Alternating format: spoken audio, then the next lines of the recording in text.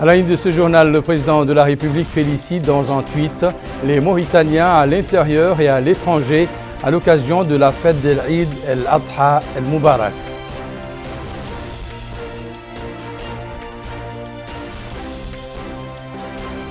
Nos pèlerins et ceux venus de divers horizons effectuent le principal pilier du pèlerinage sur le mont Arafat.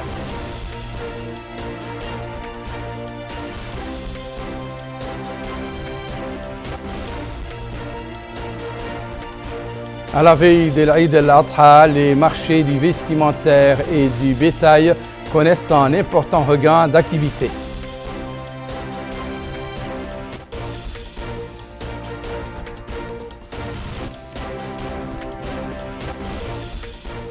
Mesdames, Messieurs, bonsoir et bienvenue à cette édition. Bonne fête également à tous. D'abord, ce décret de la présidence de la République qui annonce que les journées du jeudi 29 et vendredi 30 juin 2023, lendemain et surlendemain de la fête de l'Adha de l'année 1444 de l'Hégire, seront fériés, chômés et payés sur toute l'étendue du territoire national.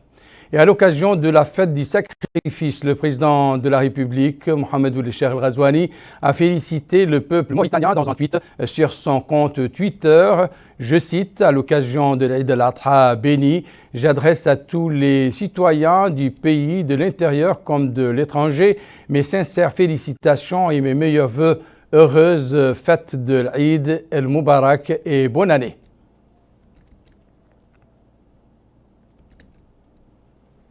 Ce matin, le président de la République, Mohamed Ould Cheikh El Ghazouani, s'est entretenu au téléphone avec son Altesse Cheikh Mohammed bin Zayed Al Nahyan, président de l'État des Émirats arabes unis.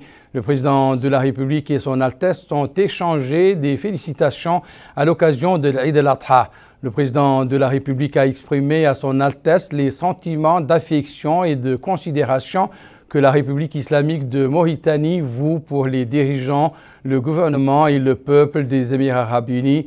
Les deux dirigeants ont également renouvelé leur souci indéfectible de continuer à œuvrer pour diversifier les fructueuses relations de coopération entre les deux pays et pour renforcer les liens d'amitié et de fraternité existants entre les deux peuples frères.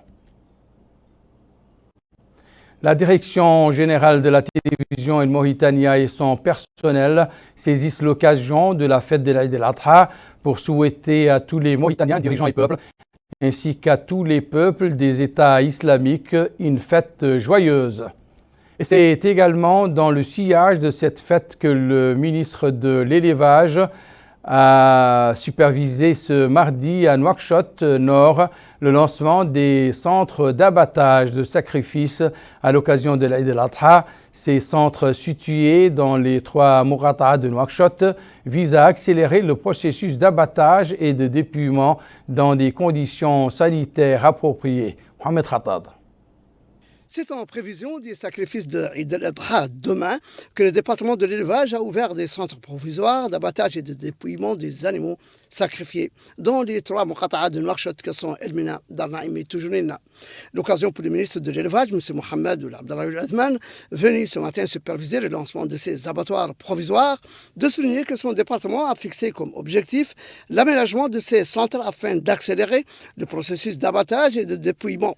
Ces centres, a-t-il dit, vont permettre l'abattage de 350 moutons toutes les 10 minutes et, partant, visent à accélérer le processus d'abattage et de dépouillement dans des conditions sanitaires appropriées. Il a ajouté que ce qui compte le plus dans ce processus, c'est de maîtriser la gestion des abats des animaux sacrifiés dans un endroit spécifique et de les déplacer pour éviter les conséquences négatives qui en résultent, indiquant que cette opération, encadrée par 30 vétérinaires, a démarré au niveau des marchés de la capitale.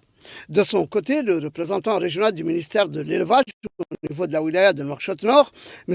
Abdi Ould Sidi, a indiqué que les centres d'abattage ou nouveaux abattoirs sont répartis sur 3 sites dans la Mourata'a d'El Mina et 2 au niveau des Mourata'a de Dar Naïm et Toujounina. Il est à noter que les services dans ces centres sont assurés par des médecins et des techniciens vétérinaires qui suivent le processus avant, pendant et après l'abattage, sachant que les services sont gratuits pour tous les citoyens. Chose promise, chose due. Nous revenons ce soir sur les grands axes du point de presse du gouvernement au cours duquel des membres du gouvernement ont commenté hier les résultats des travaux du Conseil des ministres. Il s'agit des ministres de l'Équipement et des Transports, porte-parole du gouvernement, des Affaires économiques et de la promotion des secteurs productifs, des finances et du commerce, de l'industrie, de l'artisanat et du tourisme. Aminam Trlil. Le point de presse du gouvernement a abordé les questions traitées lors du dernier Conseil des ministres. Lors de son intervention, le ministre des Affaires économiques et de la promotion des secteurs productifs, M. Ousmane Mamadou Kane, a abordé la conférence de Paris à laquelle a assisté le président de la République, M. Mohamed Ould Cheikh Al-Ghazouani. Ce matin, j'ai eu l'insigne honneur de faire une communication orale en Conseil des ministres sur le sommet qui s'est tenu la semaine dernière à Paris. Sommet auquel Son Excellence, Monsieur le Président de la République, a pris part,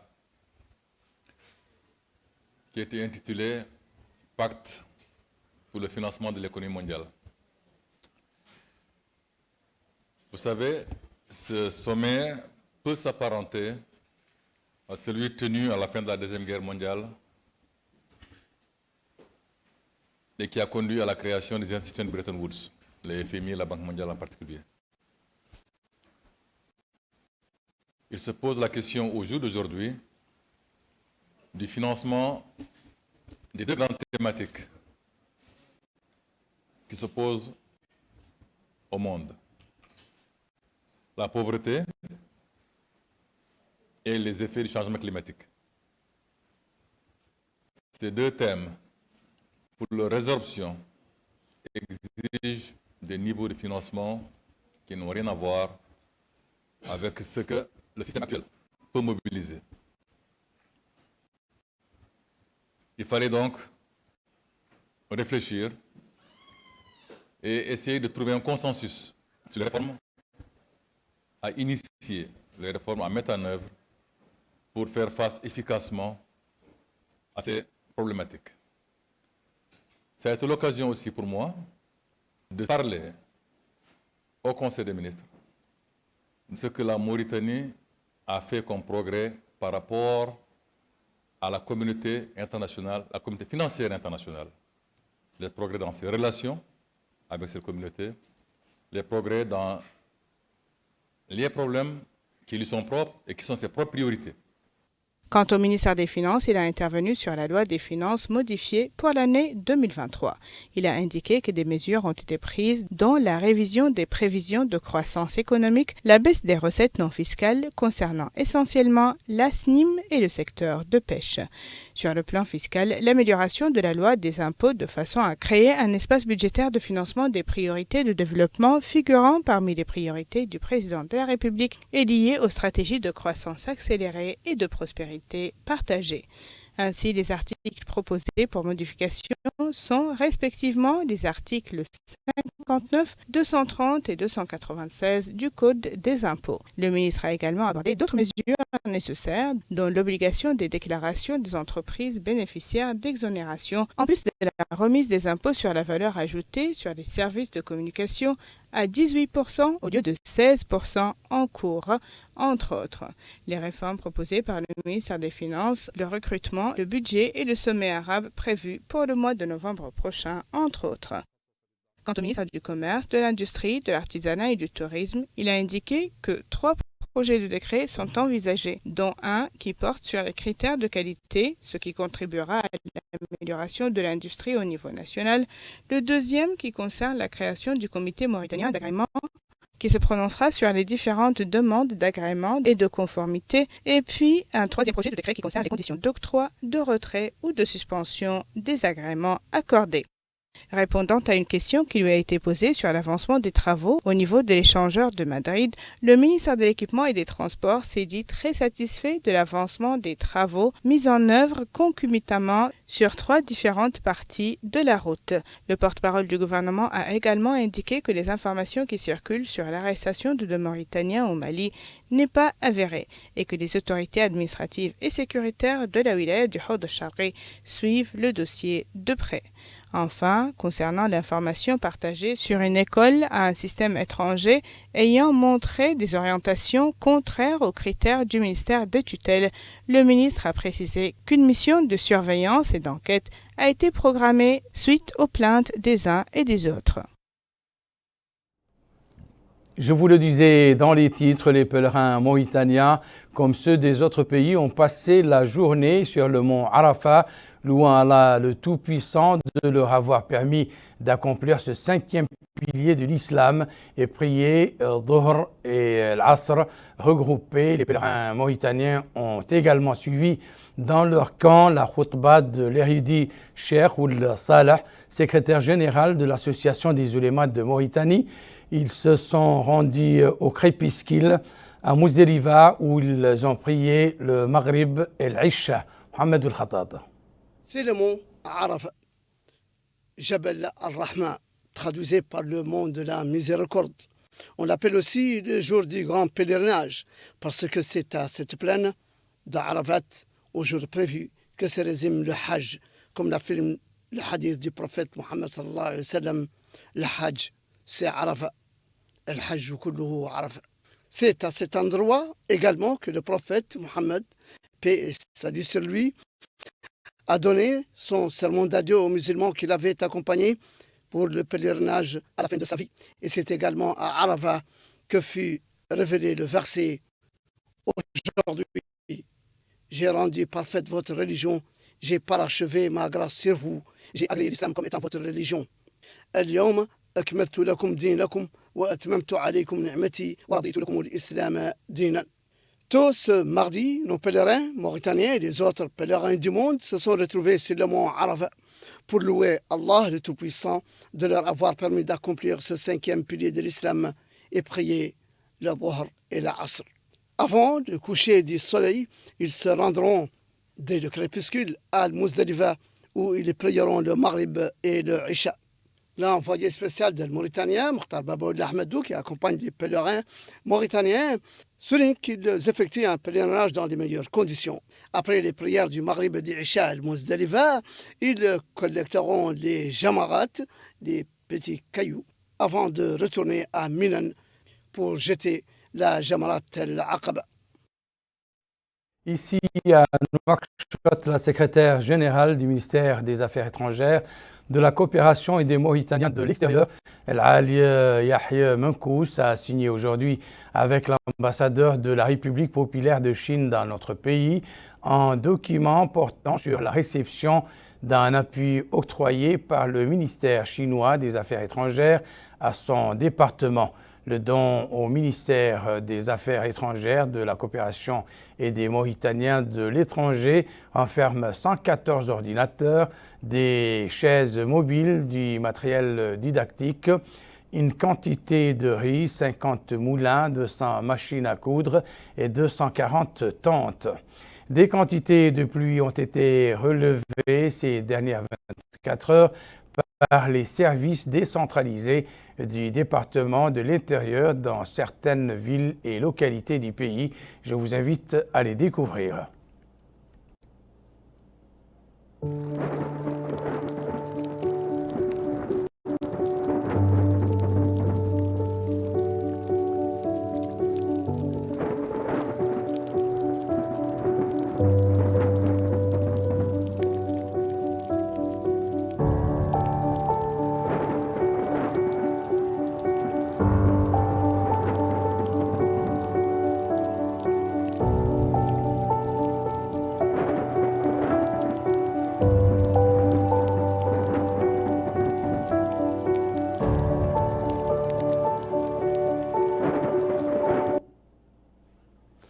L'Union mauritanienne des poètes populaires a organisé hier une soirée littéraire dans le cadre de ses activités commémoratives de la fête de l'Aïd el-Adha, à laquelle ont été conviés un parterre de poètes et d'hommes de lettres.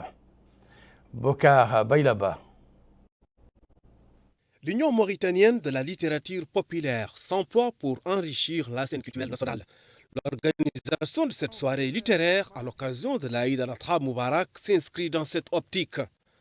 Et dans une allocution prononcée pour la circonstance, le directeur des activités culturelles au ministère de la Culture, de la Jeunesse et des Sports et des Relations avec le Parlement, Walid Nasr El-Kouri El-Hanoun, a indiqué que la littérature a le pouvoir d'orienter et influencer, précisant que cette soirée est considérée comme une ouverture pour l'activité de l'Union des écrivains populaires qui ont toujours enrichi la scène littéraire, les remercions pour leur formidable effort littéraire.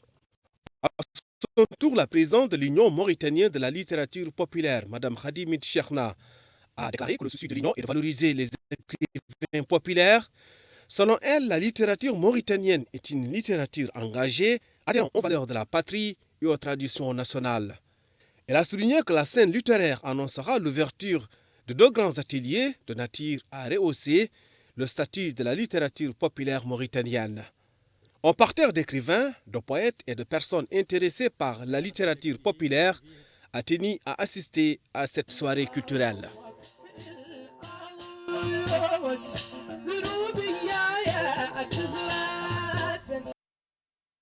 Je vous l'annonçais dans les titres, les marchés du vestimentaire sont pris d'assaut ces jours par une kyrielle de clients désireux de renouveler leur garde-robe à l'occasion de la fête du sacrifice. Nos reporters dans les stations régionales d'El Mauritania ont visité les marchés de Nema et Ayoun. Amina Mtkhalil. À la veille de la grande fête de l'Aïd al-Adha Moubarak, le marché central de Nouakchott retrouve ses clients venus acheter leurs habits et ceux des membres de la famille. Les hommes, surtout les jeunes, se rendent, selon ce commerçant, dans les différentes boutiques pour choisir parmi les marchandises disponibles pour tous les budgets. J'ai trouvé, dit ce jeune homme, toutes sortes de tenues traditionnelles. Certaines étaient abordables, d'autres pas vraiment. Autre grande ville, capitale de Wilaya, la ville d'Ayoun, où les populations affluent massivement à ce marché pour acheter les habits de fête. Nous essayons d'offrir la qualité au meilleur prix, dit ce vendeur. Nos clients trouvent ici tout ce qu'ils cherchent quasiment sans difficulté. Mais les clients, majoritairement des femmes et des enfants, demandent la diminution des prix du marché. Toujours dans le sud du pays, mais cette fois-ci dans la ville de Nema, où les populations affluent au marché pour acheter, bien entendu, les habits de la fête, surtout pour les femmes et les enfants. Les populations du sud, connues pour leur générosité, n'épargnent aucun effort pour rendre heureux leurs enfants. Le marché central de Nema comprend toutes sortes de marchandises et reste ouvert en période de fête jusqu'à pas moins de 23 heures le soir. L'ambiance est aussi à la fête à Kifa, Aleg et Rosso, où les marchés des vêtements connaissent un réel regain d'activité. Mohamed Khatat. À l'approche de la fête de l'Adha Moubarak, les citoyens commencent à affluer vers le marché central de Kifa pour acheter les vêtements et ce qui va avec comme chaussures et parures. Ce sont surtout les femmes et les enfants qui viennent préparer la fête de l'Eid. Ce commerçant soulignant que de plus en plus de monde viennent faire leurs achats de fête, même si dans la wilaya de la Saba, affirme-t-il, certains émigrent déjà vers Nouakchott et d'autres vers leur cheptel. Pour cet autre, la fête de l'Eid tombe en période estivale qui reste marquée autant dans les deux Hauts que dans la Saba par un déplacement des populations vers les capitales Nouakchott et Nouadhibou. On s'attend, dit-il cependant, à ce que les citoyens viennent passer commande aujourd'hui et demain. Même affirmation chez cette femme qui dit que les articles suivent les nouvelles modes de teinture des voiles, des sacs à main et des marques turques et que les prix restent abordables et même bon marché. Seulement, l'affluence est encore faible, dit-elle. Il est vrai que le marché de Kifa connaît une stabilité des prix de façon générale et accueille des visiteurs venant des communes et des localités de la wilaya. Là, au marché central d'Aleg, l'affluence est grande. Les commerces débordent d'articles, autant de bonnes factures que de qualité moindre au grand bonheur des usagers, dont bon nombre viennent des localités avoisinantes de la ville d'Aleg. Je viens, dit cette femme, de la localité de Bagdad, située à 15 km d'Aleg, pour acheter des vêtements pour mes enfants. Leurs prix sont au bas mot à 7000 ouguiya l'unité, ce qui est acceptable. Je viens, dit cette autre femme, faire mes achats dans cette atmosphère de fête. Les gens sont accueillants et heureux les prix sont abordables. Cette commerçante dit avoir fait de bonnes recettes et ses autres clientes se disent satisfaites des prix. Les habits ne coûtant pas cher et sont même bon marché. Ainsi, au marché d'Aleg, commerçants et clients trouvent chacun son compte à la veille de la fête de l'Eid. Là, c'est le marché central de Rosso, très dynamique, l'affluence toujours grandissante, et où les boutiques de vêtements mettent en évidence leurs articles autant dans leur commerce que sur les étals aux abords des entrées, guettant les clients, l'offre étant bien plus grande que la demande. Pour ces revendeurs, les affaires marchent et les clients viennent de partout. Comme l'affirme cette femme, le pouvoir d'achat des citoyens ne limitant pas ses ambitions et ne l'empêchant pas de faire normalement ses courses pour les besoins de la fête. Les marchés au bétail ne sont pas en reste, que ce soit à Nouakchott ou dans les villes de l'intérieur. Acquérir le mouton du sacrifice, c'est le but ultime des chefs de famille, même si l'obtention de cet animal mérite de consentir d'énormes sacrifices. Bokar Baylaba. Al-Adha Moubarak approche, plus l'envie débordante d'avoir un mouton grandi. Dans les marchés aux moutons à Nouakchott, les acheteurs jettent leur dernière tactique dans les négociations pour convaincre les vendeurs à baisser les prix. Justement, il faudra débourser 45 à 80 000 ouguiyas, voire plus, pour avoir un bon mouton. Autant dire que la tendance est que les prix sont exorbitants par rapport au gabarit de certains moutons. Et les acheteurs n'ont envie qu'une seule chose, s'offrir un bon mouton sans débourser beaucoup d'argent. Et à l'intérieur du pays, là aussi, le mouton se fait beaucoup désirer. Que ce soit à Kaïdi, Rosso ou à Nouadhibou, les marchés grouillent de monde. Certains acheteurs ont fait le choix de venir à la veille de la fête pour espérer tomber sur des moutons à des prix réduits. Une tactique très rodée qui pousse les vendeurs à réduire drastiquement les prix, voire brader certains moutons. Et c'est là qu'interviennent justement les acheteurs de la veille. En somme, il faut être un bon négociateur pour repartir avec un mouton dont le prix est raisonnable, loin de la spéculation des semaines d'avant. Le rappel à présent des principaux titres de cette édition. Le président de la République félicite dans un tweet les Mauritaniens à l'intérieur et à l'étranger à l'occasion de la fête de l'Eid el-Adha el-Moubarak.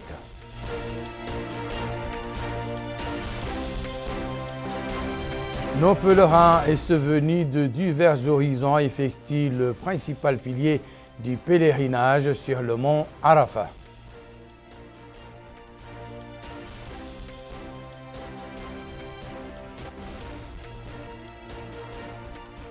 À la veille de l'Eid el-Adha, les marchés du vestimentaire et du bétail connaissent un important regain d'activité.